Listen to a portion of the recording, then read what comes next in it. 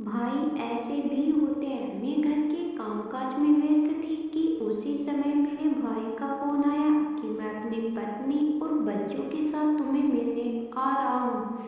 मैं तुरंत रसोई घर चली गई कि उनके लिए जल्दी जल्दी कुछ बना सकूं। उस समय घर में सिर्फ दो तीन आम ही थे, तो जल्दी जल्दी में दो तीन गिलास जूस तैयार कर लिया। जब वह लोग आए तो भाई के साथ उनकी सास भी आई थी, जो इससे पहले कभी मेरे घर नहीं आई थी। तो मैंने 3 गिलास जूस अपने भतीजे भाभी और उनकी माँ के सामने रख दिए और पानी का गिलास भाई के सामने रखते हुए कहा, मुझे पता है कि आपको 7 अप पसंद है, तो ये है आपके लिए। भाई ने जैसे ही एक घूंट पिया समझ गए कि यह तो पानी है। ठीक उसी समय भाई की सास ने कहा, बेटा, 7 अप मेरे पाचन के लिए अच्छा है, इसलिए मेरा जूस तुम पी लो और मुझे 7 अप दे दो।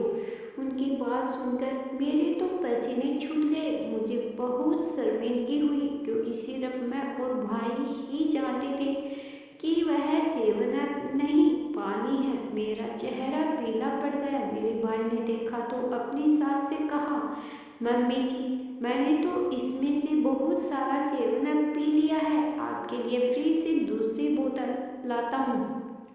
यह कहकर भाई रसोई घर चला गया। थोड़ी देर बाद हमने गिलास टूटने की आवाज़ सुनी। भाई बाहर आया और कहने लगा, मेरे हाथ से गिलास गिरकर टूट गया जिसमें 7 अप था। मैं आपके लिए दुकान से 7 अप ले आता हूँ।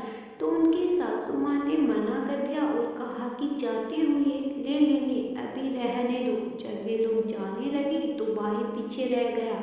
मुझे हाथ मिलाने के बहाने से कुछ पैसे मेरे हाथ में रख दिए। मुस्कुराकर कहने लगा, बहना, मेरे हाथ से कांच का गिलास टूट गया, माफ कर देना।